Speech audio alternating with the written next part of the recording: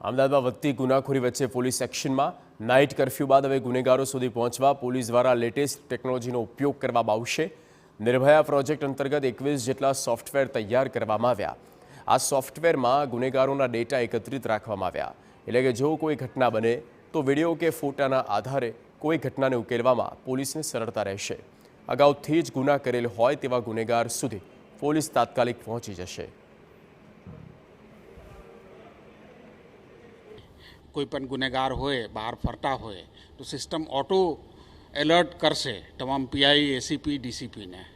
ए रीते forensic application है, ए रीते वीडियो मैनेजमेंट सिस्टम है कि कोईपण गुनाखोरीना वीडियो आवी गया तो एना माटे ए सर्च करी नाखशे।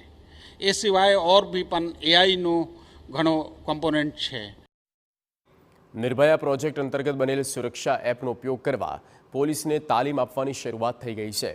સમગ્ર વ્યવસ્થાનું સંચાલન સરળતાથી થઈ શકે તે માટે અમદાવાદ પોલીસ કમિશનર દ્વારા 13 સભ્યોની ટાસ્ક ફોર્સની રચના કરવામાં આવી, જેમાં ડીસીપી કક્ષાના અધિકારીથી લઈ પીઆઈ સુધીના અધિકારીઓ સામેલ કરાશે।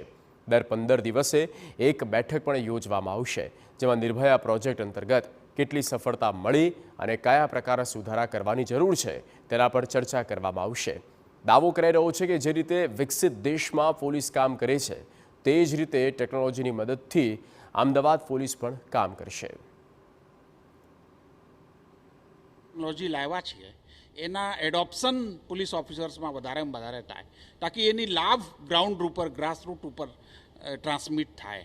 क्योंकि ये टेक्नोलॉजी थोड़ी टेक्निकल है, એટલા માટે લોકો પોલીસ જવાનો એના ઉપયોગ કરવામાં કમ્ફર્ટેબલ ફીલ થાય અને પોલીસ એડોપ્ટ કરી લેવે, તાકી વિશ્વના જે ડેવલપ કન્ટ્રીના દેશો છે જે રીતે પોલીસ જે લેવલ ઉપર કામ કરે છે એ લેવલ ઉપર અમદાવાદ સિટી પોલીસ કામ કરે અને સર્વિસ આપે લોકોને, એના